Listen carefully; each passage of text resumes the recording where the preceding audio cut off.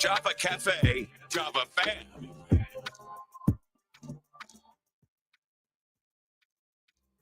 Good morning, everybody. Good morning. Good morning.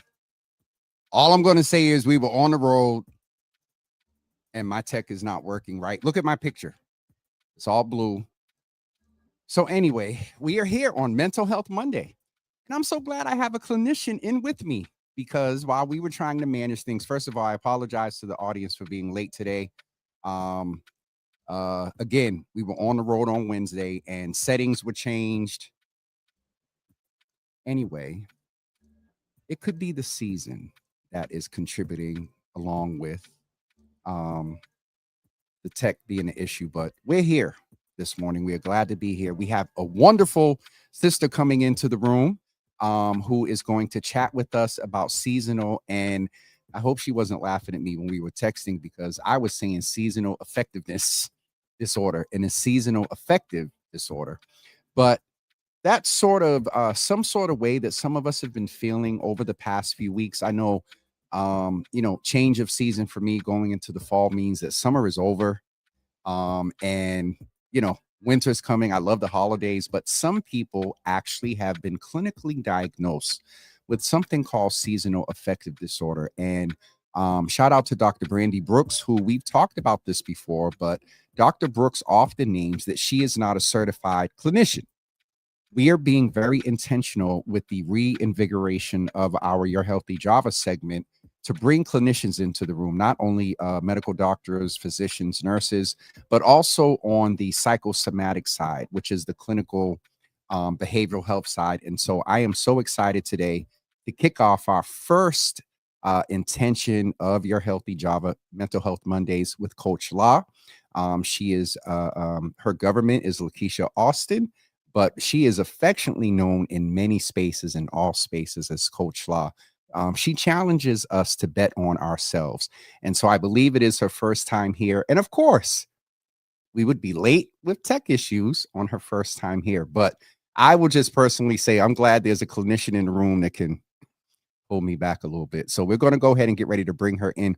Do me a favor, everyone, share this because this is important. A lot of us deal with this maybe undiagnosed and just go along with it. But there are ways that we can treat it. But we can't even treat it or think about it until we talk about it. And so that's what we're going to do right now. I am so glad to have you in the room, Coach La. We got it worked out.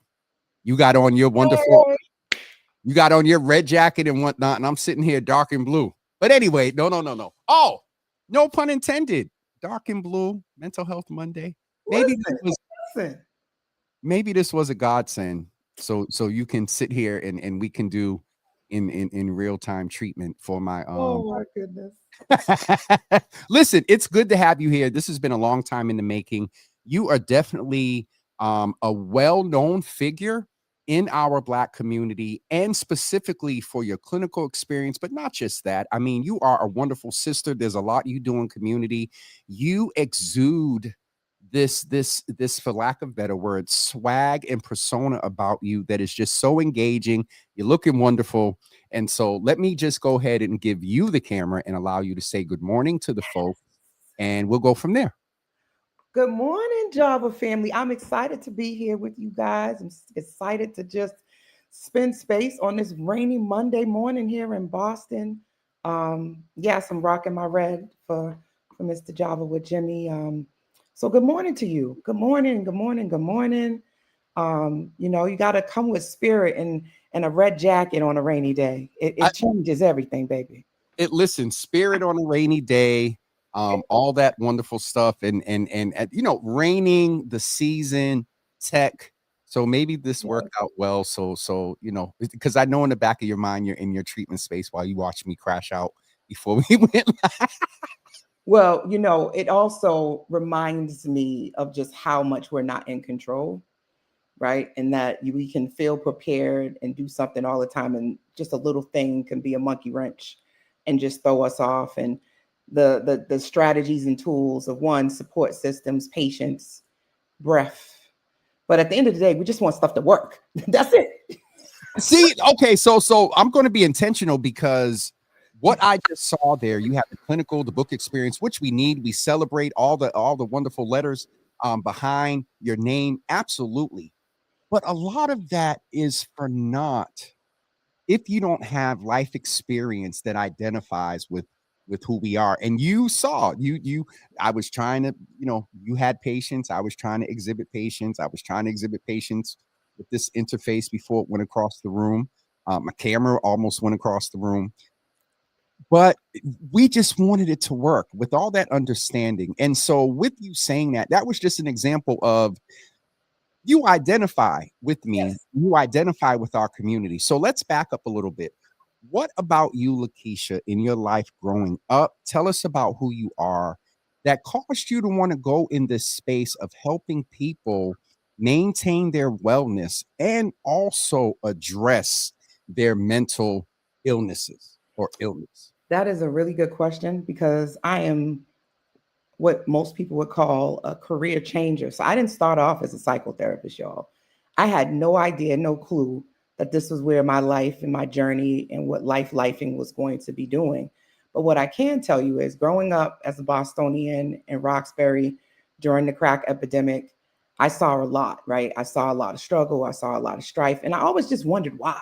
I think of anything, I wanted to understand myself, understand my community, understand why we were in conditions that we were in. So when I did get the opportunity and I earned a 4-year scholarship to go to UMass Boston, shout out to all my UMass Boston people. I really was just in a place of self-discovery. So I took a lot of Black history classes and a lot of economics classes, a lot of psychology and a lot of sociology classes. But originally my whole goal was to learn how to make money. I had come to the conclusion in my mind at 18 that money was a tool and money was what we needed in our community to change things around. I wanted to be the person to be that philanthropist that would come back and buy up the block and would be able to create programs and access and resources. So I didn't know then that I was already talking like a social worker. I was already talking in that way. But I always thought, let me go. I became a bank manager. I was a full service financial representative. Let me learn about money, right? Let me learn about how to create wealth. And that is ultimately what where I started. And then what led me here was the crisis with the real estate market.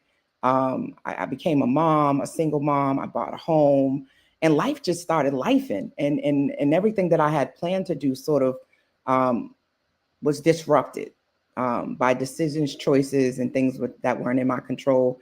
And I think that's when I started to really see just how much weight we carry, especially Black women.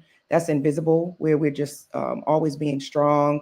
And then I did this wonderful thing and decided to give back, and I became a foster mom.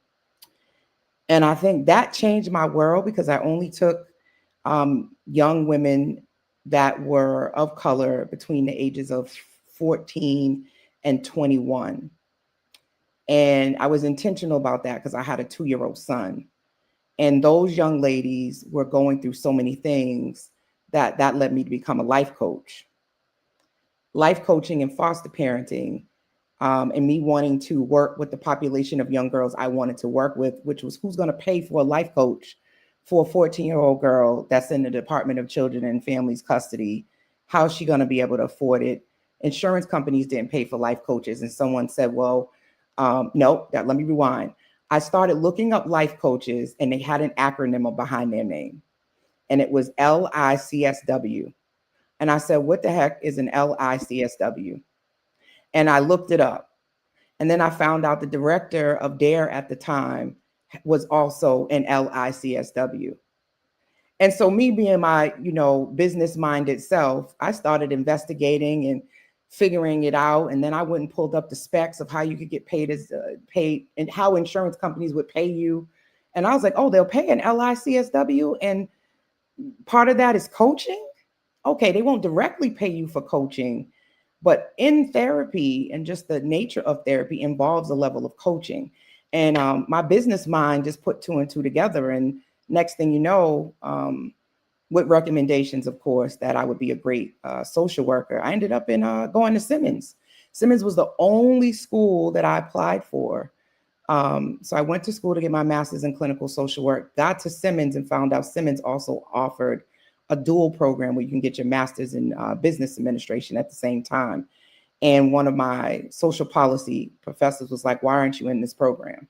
So, and when I think about it, right, everything, it was the universe, it was timing, it was me betting on myself back then and didn't even realize that I was doing it, taking chances, and not really necessarily knowing how it was all going to come together, but knowing that it would,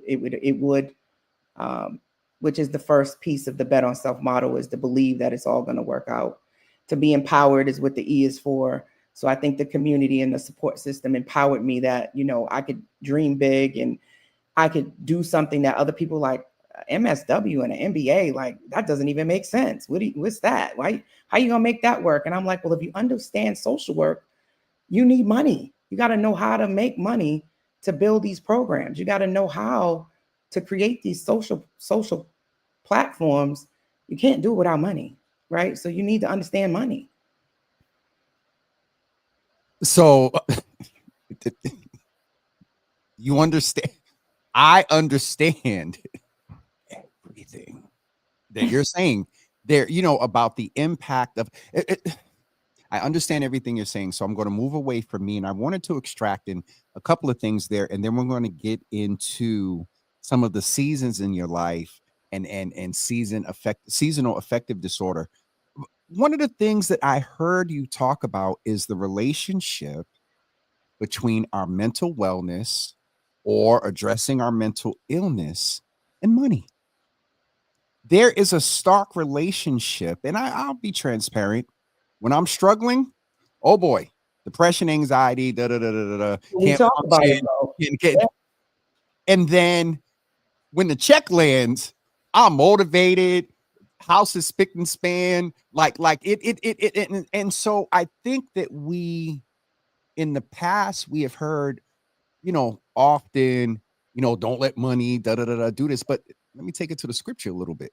The Bible says that money answereth all things, not the love of it, the money itself. You got issues, problems in a marriage, all of that. It's so interesting. Anyway, so coach, we're not going to get into a session for me here. Your journey is amazing and similar to me. You know, who would have ever thought that, you know, you were in finance? It reminds me of Naisha, who also was in finance, and now it's interesting that finance will drive you to a Yeah, yeah. I mean, when I look back on it, it made sense. I was always a talker. I always wanted to help people. And there's so many legs to financial services. It's something that's never going to go away. You know what I mean? There's always a different avenue you can take, be it direct services or more operational. Like there's just a lot of moving parts. You can go into policy procedure. There was just a lot that you could do. So there was really, I wanted a career that was never ending. And also, as you get older in financial services, you become even more valuable, right? Because you're seasoned. Yep. And you know more. And so when I first started in financial services, a young Black girl, a lot of people was like, how you gonna help me with my money? You ain't got no money. So, you know, you have to go through a hazing period, I feel, of paying your dues and sort of being at the bottom of the totem pole before you really can be prosperous in financial services. I probably do great now, but it was a struggle. So being a full service financial representative was a struggle, which ultimately led me to managing banks and sort of taking a different pivot. So I've always pivoted. And it's interesting now, I just use it all to run my practice, and I'm helping other clinicians build their practice and get to a place where they can be independent as well, and call their own shots and be able to really scale out their income and still work too. Because I think you got to have workers. I'm not against having a job. A lot of people play up entrepreneurship and glamorize it. At the end of the day, it's all work, right? It's just a matter of is it work you enjoy, and you have a passion to do. But either way, you still got to put in some elbow grease, right? You know, you still got to get in there and roll your sleeves up, regardless if you work for yourself or for someone else. Absolutely. I just wanted to make a note, Lakeisha, just for 1 second. Unfortunately, we have someone that is infiltrated and I'm trying to block them. But if you notice a comment on a page from a Pilar Crespo, do not, under any circumstances, click that link, folks. And so I want to work on this in the background.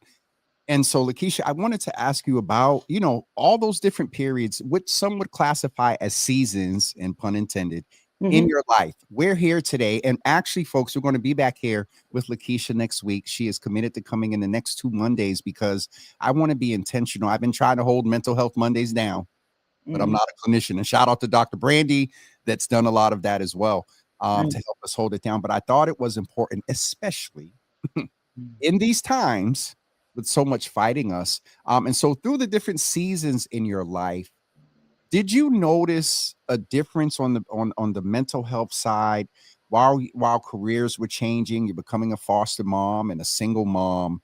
Did the impact of that change in May versus October?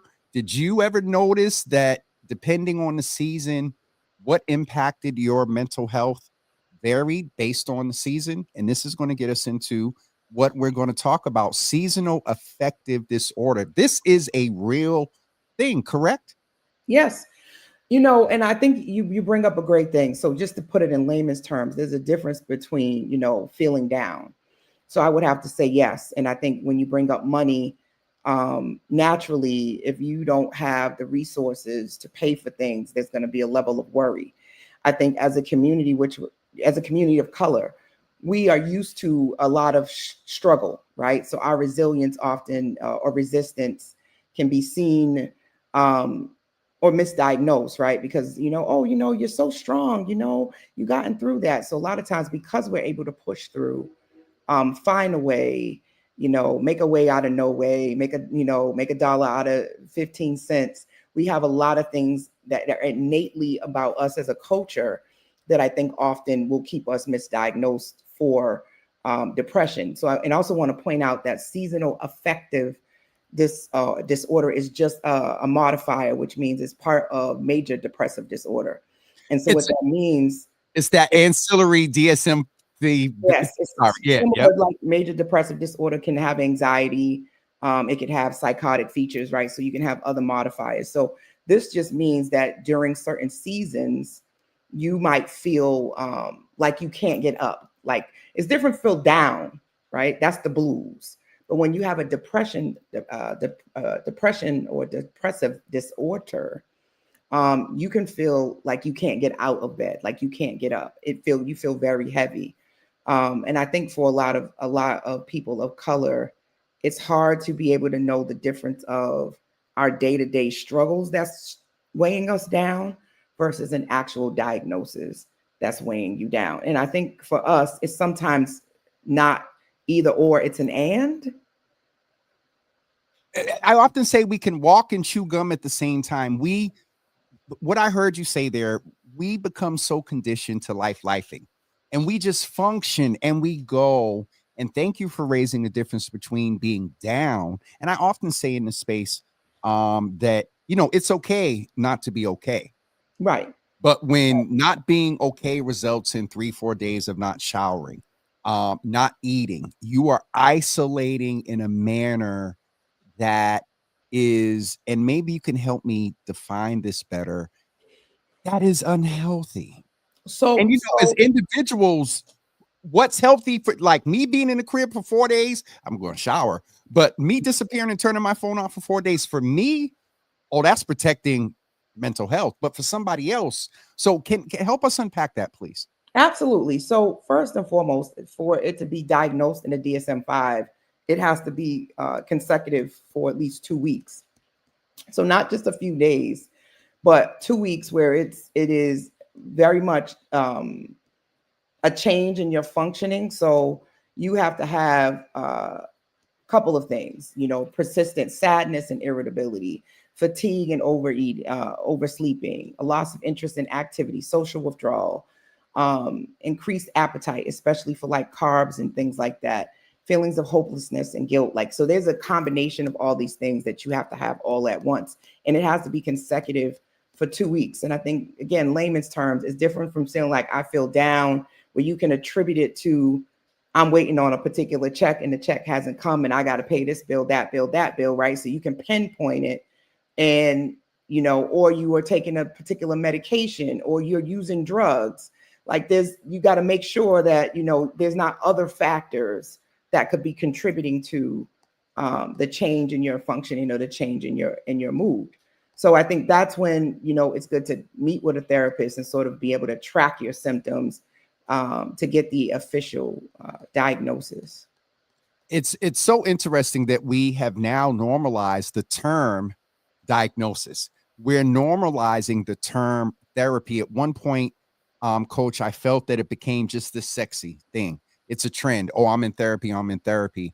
Mm-hmm. But it now is, it's normal. It's for some, it's becoming more normalized and less of a taboo, I believe. By your experience as a professional, do you agree? And if you could speak particularly to folks that are, you know, look like us. Yeah, so I think first and foremost, I think the normalizing is we all have mental health, just like we have physical health. If you got a headache, your knees hurting, and you say, hey, I'm about to go to the orthopedics doctor, or, you know, my tooth is hurting, I'm gonna go to the dentist. No, everybody understands that. It's cool, right? But we don't realize that every single one of us every day are also managing our mental health, just like our physical health. You know, you're eating certain foods, you're working out, you're stretching, you're doing all of these things for your physical health. What are you doing on a daily basis for your mental health? And so a lot of times, if we just looked at it in our entirety, we looked at us as whole people, mental, physical health, all as one, we would have better self-care practices, right? That's where the whole self-care concept comes from, is the more you look at both your mind and your body being whole, how do you take care of your mind on a daily basis? The same way we say drink at least 8 ounces of water, and we say, you know, brush your teeth, and we tell you to have 3 meals and 2 snacks, and we tell you all of these things, right? That's for your physical health. But often we don't think about, how are we engaging with our mind on a daily basis? When you wake up, what's the first thing that you're saying to yourself? How do you perceive your day? How do you perceive yourself and others? Right? Like, these are those things that are part of psychological and emotional self-care that we don't necessarily do on a daily basis.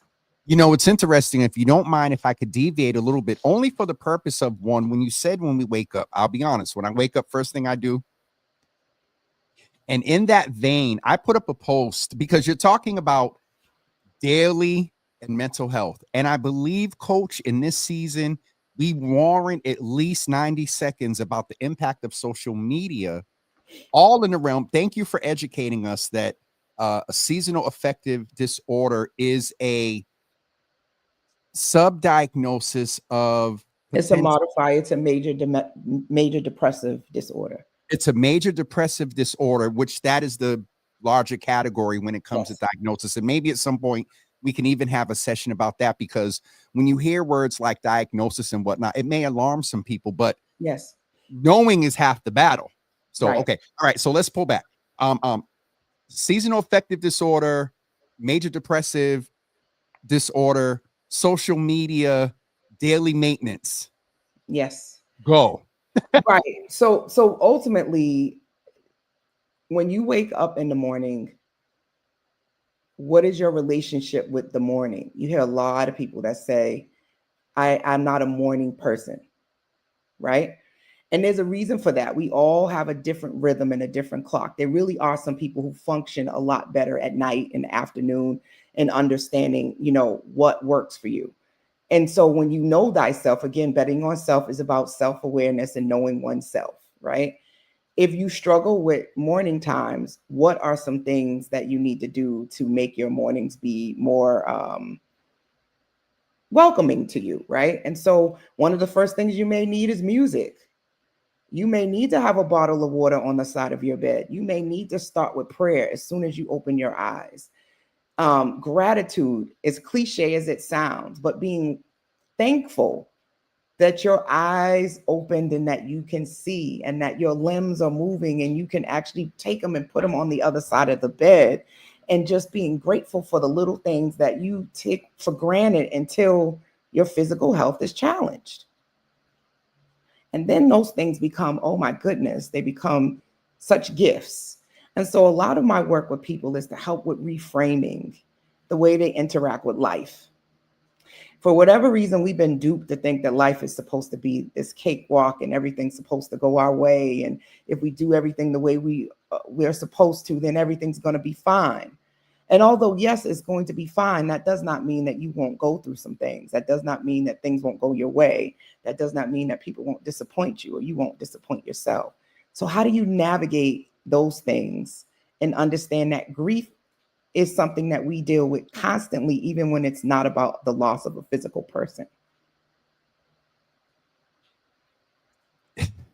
Again, I know I'm dropping a lot, Jimmy. It's a lot, and I'm trying to stay away from my little entry level clinical experience and really stay focused on extracting the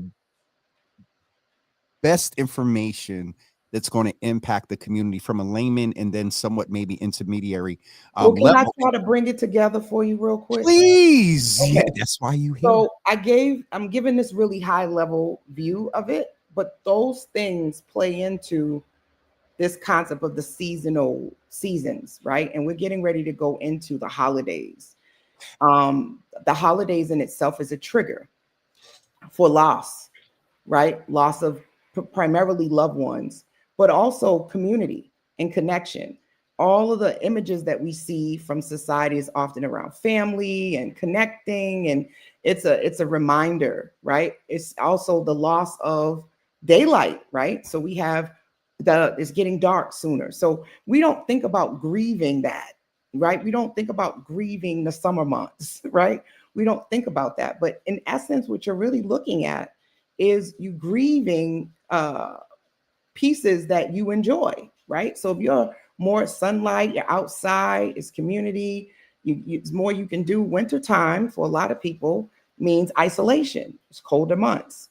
So for a lot of the studies they've done on SAD, right, which is what we're talking about today, it's usually colder environments that they look at, you know, people that are being isolated and it's colder months, and they say it's seasonal, but a lot of it has to do with there's no daylight. I think there's a place in Alaska where I think they get like 6 months light, 6 months. Yes. Yeah, So places like that is where they really have looked at it, versus, you know, our seasons that we here have in Massachusetts. So seasonal affective disorder is very much connected to those circadian rhythms in our bodies, right? And we all have one. So less daylight. We're not outside as much. We're in the house. For some people, similar to when we went through COVID, right? You had to spend time around people that maybe you didn't even really want to spend time around. Sadly. You know, being able to go outside and go to work and engage gave you breaks from individuals that maybe in households that maybe weren't the most happiest ones to be in all the time. And there's a serious point to that too, because domestic violence reports went down, child abuse reports went down, though the incidents and practices thereof, presumably, coach, you know, went up. But because we weren't outside, that anyway, sorry. So go ahead. I'm sorry. No, you're doing it, it's great. But I think the main thing I want to really point out to people is the understanding of self. And this is about functionality. The difference between being down and having a bad day versus having a mental illness or disorder has everything to do with the level of impact on your functioning and the persistence of it on your functioning. So someone has 1 or 2 days or has a bad day or a bad moment throughout the week doesn't have depression, right? But that doesn't mean that they haven't had a depressive episode in the past. So I think that's what makes it hard when we normalize everything and we made everything like what's that thing that people pop culture, pop therapy, like everything now is we're calling people bipolar, narcissistic, you know, because they have certain traits that that match the diagnostic code, but that doesn't mean they actually have the diagnosis. A lot of us have multitask, right? A lot of us are easily distracted, but that doesn't mean we have ADHD, right? And so I think Thank you. often we experience certain things. Just because we experience it doesn't mean that we have it, right? My knee hurts doesn't mean I need a knee replacement. So we sometimes will catastrophize things as a community, and we will normalize it to the point that everybody in this case must have depression. I mean, how many times do we get down? There's times where people don't want to get out of bed, right? Someone passes away, those things, they can look like they have depression, but it could be temporary because they just lost somebody. This is and going back to the point, and if you're just joining, we have a license. What is your proper title? A licensed clinical? Yes, a licensed independent clinical social worker. That's okay. Licensed independent clinical social worker. Yes. For all these years, I forgot the actual breakdown of the acronym, but you have that information that you got through life experience. But the life experience is what you said a few minutes ago. Would I allow you to bring it all together? Right. I love how you're talking about from the clinical perspective, but you're also mixing in our life experience, because Yes. let's just name, Coach, that some people have attempted to go to therapy. And would you agree that similar to like dating, sometimes finding the right therapist it's going to take some work. You're going to find out. But my point there is that I want people to, I'm intentional here, and I want people to understand that you know what you're talking about from a clinical experience and from I lived. I get it. And you're right. It takes time to find a therapist. And I would say, speaking from my experience and just personally, Black folks are about vibes, right? We feel everything in our body first. It's like, well, it didn't feel right to me. And I think this level of, the idea of safety or being uncomfortable. We've been uncomfortable for a long time, in a lot of spaces we're uncomfortable. But when someone is challenging us and pushing us, it's similar to having a good trainer, right? And you go and they got you lifting 20 pounds, and then you come after 3 weeks and they give you the 30 pounds and you give them the side eye, like, wait a minute, what? And wait a minute, are we talking from experience, right, Coach? from experience, right? So your trainer often challenges you and you're uncomfortable. You can even be in a little pain, right? So everything that makes you uncomfortable isn't meant to hurt you. And so sometimes certain therapists that are challenging you and asking you questions and it's uncomfortable, it's not that you're not safe. It's just that you're being challenged to stretch your mind and to think about things from different perspectives. Often too, sometimes people are talking about judgment. I don't want to feel judged. And these things all come from experience. Sometimes someone just challenging what you did or bringing up that you said X, but you did Y, can feel like judgment versus someone holding you accountable. Which we're not often used to, and in fairness, because I love how we're walking and chewing gum at the same time. There's validity to feeling the right vibes, but then after you feel the right vibes, it's not a bad vibe, rather, that your therapist said, hey, you said 2 weeks you was going to do this and you didn't. Oh, now it's a bad vibe. No, you're being held accountable, which some of us in many life experiences are not used to as an adult.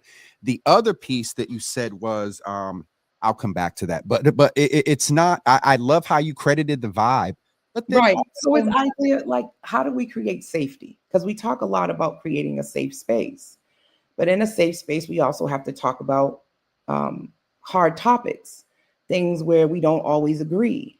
We don't see eye to eye. We got to bring up difficult conversations, right? Setting boundaries. All of these things don't always feel comfortable.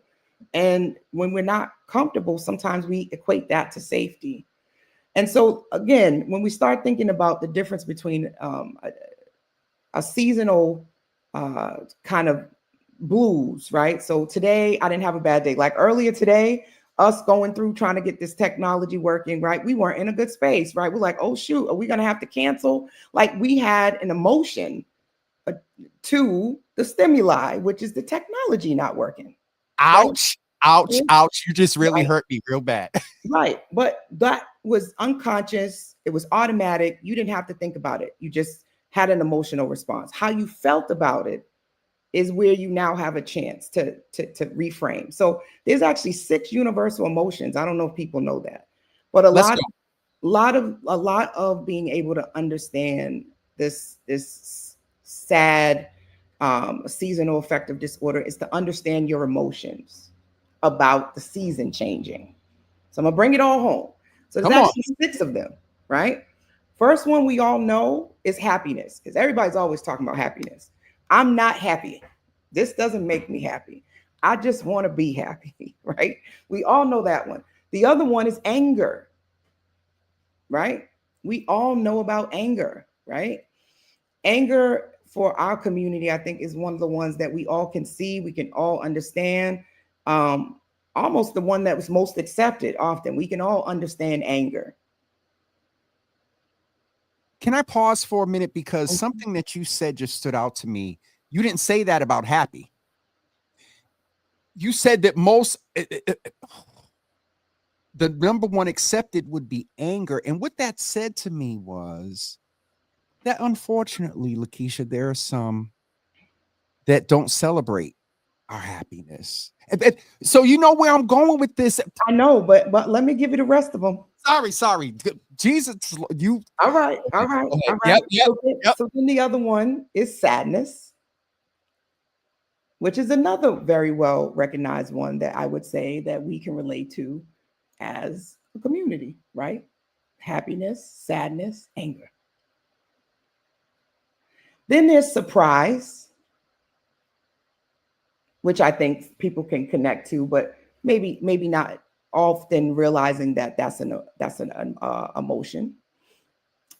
We have fear, which is another one that I think a lot of us are operating from, is fear.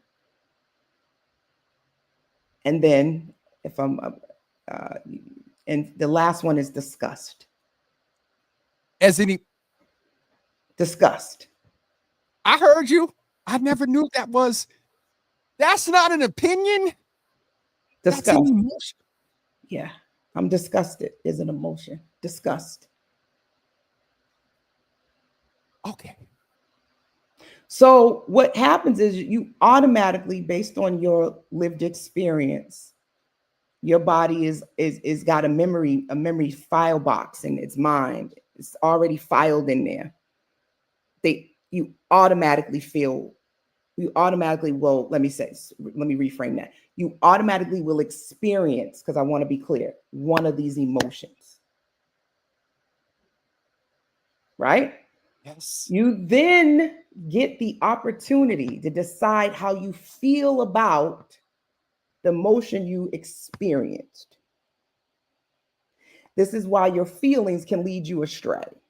Wait, but hold on, coach, because one will synonymously say that emotions and feelings are the same thing. I know, but they can look it up for themselves. It's a misconception that most of us have. Because this is where we go back to when people say, I can't really explain how I feel. But I know something's off. The vibes that we get as Black people, right? The vibe is automatic, right? We know we feel something about this don't sit right with me. I can't name it though. I can't really express to you what I'm feeling, but something ain't right. Something ain't right. And what do we say? The vibes were just, it was the vibes was off. What? I wasn't feeling it. I wasn't feeling them. I can't really put my finger on it. You know us, because you is one of us. But go ahead. So these 6 universal emotions. So what we learned, you helped me today, because for me, emotion and feeling was anonymous. If I'm angered, which is the emotion that I'm feeling angry, but I could be angered, and help me with this here. because the emotion is anger. So you You're get it. saying that I have a minute to feel either okay about the anger or because feelings and emotions aren't this. Yes. So now you get to determine what perception and what feeling you want to associate with The that emotion. emotion. But here's where therapy comes in at. And I don't got a lot of time because I got a Oh, client. no, you got to. Okay, we got a few more minutes, and Part two, we got to go to part two. I want yes, to make yes, yes, sure yes. I wrap this up, and I can do it. I can do this and make this real I'm pretty going to shut up, put myself on and mute. I'm put it in taking a out. bowl. What I want people to take away from this conversation, because I'll be back next week, is understanding the emotion that you have about the season changing, the holidays coming, being alone, whatever it is that's your what's on your mind, your thoughts, right? That will help you to be able to come up with a plan, a self-care strategy to navigate these emotions that you have. Because we do get to decide how we want to feel about something. And a lot of times we don't think that we have that power to do that, but we can. I recently had this conversation that once you decide, you know what, when this person calls me, I feel angry. How do you want to feel about that, feeling angry about that person calling you? You can say, well, you know what? I give myself grace for feeling angry because that person wronged me back in 1982. They never apologized to me. I've been waiting on this apology for 20 years and I feel obligated because this is my sister. So when I see her number come up on the phone, I am angry and I have all these emotions and then I avoid her. Did you follow what I just did? It ain't. Oh, Right? yes. So I give myself grace that I'm still not ready. I give myself grace that I understand society has said me and my sister should have a close relationship, but it has been severed because of all of these other things. And I'm still angry about that. But the way I feel about it now is I'm okay. And I understand why we don't talk. And I also understand that to talk to her would mean that she would have to do some things that she's not ready to do. And so my boundary is I don't talk to her. Mm-hmm. Mm-hmm. She's very clear on why I don't talk to her. But Mm-hmm. yes, this situation makes me very uncomfortable because I really would love to have a better rapport with my sister. The emotion is anger, and how you feel about it, what you just process, is the feeling. And I Mhm. think that we got a big. I'm presuming your next is at 11, so we got to let you go. But the big thing that I walked away with, and I hope the community realized today, that the emotion sometimes, as you said, happens uncontrollably. So, but then we got to be more cognizant. And this is where therapy gives you. Carlos Enriquez talks about the tips and tricks and the toolkit that you and your therapist design for when these incidents come up. Coach, I want to be sensitive because you're a professional and I want you to be able to reset and get into. And I know you can do it, you're in the mold, but I just want to be sensitive to you have a Oh no, couple of I'm good. minutes. Okay. As long as I leave, that's why I'm giving you that 3 minute clock because you know me and you are talkers. So We it's more for me. well, me too, because I can talk too, because I think that the more people see these conversations and get it on a layman's level from a professional like this, they're more open. I can't tell you how many people have hit me up and said, yo, I hit Naisha, or I'm in therapy now because, I've seen it. Well, I'm implying in this brothers, but you know what I'm saying? So, Lakeisha, you're going to be back with us on Next next week. Monday, the 27th. And how can folks follow you? I will just put it in here. Well, you know where the private chat is. But just tell me and I'll put the at. How can Yes, so I'm folks follow you? currently taking new clients, and I also have two clinicians on my team Okay. who are able to take some clients. They can follow me on therapist_coach LA. I also have a website which is www.iamcoachla.com. I want to say this too, just in closing. I'm a whole person. And one of the things I do is I live authentically as Lakeisha Austin, all aspects of me, right? In that also, there's a thing called self-disclosure. Maybe we can talk more about that next week. That doesn't mean that every emotion that I experience in every situation that I go through, I'm documenting on my page or I'm publicizing it. But don't get it twisted, people. Every single one of us are navigating these 6 universal emotions.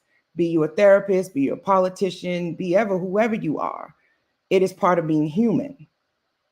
And so this misconception that, social media is fake, I like to again push back. People are showing up, showing you what they want to show you, what they're comfortable showing you, how you how you experience it, the emotion you associate with it, and how you feel about it is totally up to you, because you can determine how you want your feed to look. If you want your feed to look different, engage with content and material. If you don't want to just see entertainers and drama and mess, stop liking it and commenting on it. I follow a lot of And sharing it. Sorry. yes, I follow a lot of people that y'all are my friends, associates, that I see you on stuff that I'm on because we liking it. And it shows that you're liking these things. And some of this stuff is so unconscious. You just like Chris Brown because you like Chris Brown, but you don't give that same love or the same commentary to your regular everyday folks like me and Jamba with Jimmy, right? Just think about that in terms of why your feed looks the way it looks. And a lot of these individuals are so beyond our pay grade. Chris Brown is like, these people they're not even seeing half our comments no more because there's so many of them. As they say, they've gone viral. You know what I mean? So they're not necessarily even knowing you that you're there. There's millions of likes and millions of comments at this point. But someone like me and Jimmy, we actually can go in and like, comment, engage with you, and actually validate that you're a real person on the other side of the screen. So I know that took us off Nope. to another No, place. because you affirmed a lot of things. Why am I saying this? Because I want to leave people with a strategy on how to deal with this stuff. Is about connection and community. You have to connect with people that you can touch and feel. And if you think that your social media isn't real, think about how much time you're spending with it. For anybody who says it isn't real, go on your phone and see how much screen time you're spending in what you consider to be not real. And a lot of our emotions that convert into feelings are associated with the things that we digest and we engage in. So if you want to be able to navigate the blues and feeling down, think about what you ate, both physically and mentally, because often that's what's making you sick. With that being said, Coach, I appreciate you. We'll follow up. See y'all next week. I love you. Coach, go and do what you got to do in in your professional space. And this was your professional space here as well. But thank you. Thank you, Java with Jimmy. Thank Love you. Love you too, sis. Thank you so much. See you later. Bye, everybody. Have a good week.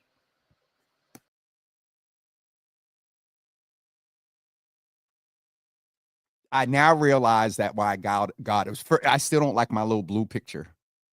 But I realized why that was allowed to happen this morning, because you talk about a meltdown and a crash out. I was hold on. Because she couldn't hear me.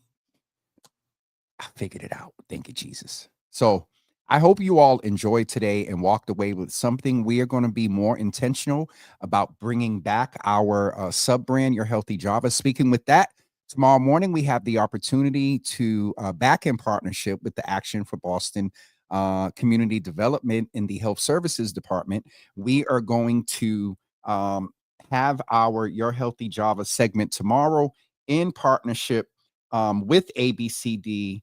And let me just get the information for you there. While I'm doing that, let me just get this message to you, and we will be right back with you in just hold on, I got it here. Y'all know how this stuff goes. In just a couple of seconds, we're going to share this. I hope. this information with you. Where is it at? Hold on. It's coming. Wait a minute. Where is it? Okay. Well, we're going to share the information with you about tomorrow morning's Your Healthy Java segment with ABCD. And we are excited to have with us in tomorrow morning at 10 a.m. We are going to speak with Casimir Vasquez, Senior Manager of Youth Engagement and Prevention, Yumi Espinoza, and also Maureen Scott as well. And we're going to talk about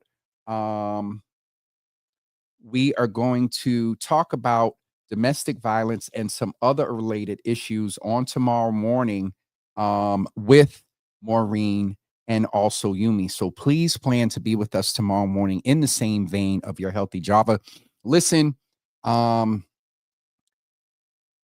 will probably not be able to do a full overview of last week, thank yous, the video, everything like that. I will probably not be able to do that until Thursday. So we're going to do that. But I wanted to let you know that we will be here tomorrow morning with ABCD. Wednesday, we will not be opening the Java Cafe. Wednesday morning, I am going to travel to get a very, very exclusive interview. I'll say with someone that cooks. And we have to go get that interview. So Thursday, we're going to do a recap. All right. We'll do a recap of the other night. But I just wanted to say thank you to everyone. I'm not naming names now, but Thursday we'll do a recap. Again, please go follow Coach Law and also plan to be with us next Monday. Dr. Brandy will be with us the following Monday. Coach Law is a therapist. Home drop trades for our people. Somebody over on Instagram. What was I getting ready to say? Dr. Brandy will be back with us on the first Monday in November to get ready for the holidays. And, you know, she checks in. And so she's held us down for a few years around. She has a doctorate in education and she moves in the mental health space and does a lot of research. But we had a certified bona fide therapist in the Java Cafe this morning. And so we're working on Your Healthy Java shows for November with Dr. Rick Lee and also Bear. So we got a lot going on. We will see you guys tomorrow morning at 10 a.m. Thank you for being with us. And we will talk to you soon. UC members, you all get 90 minutes today. All right. Thank you, everybody.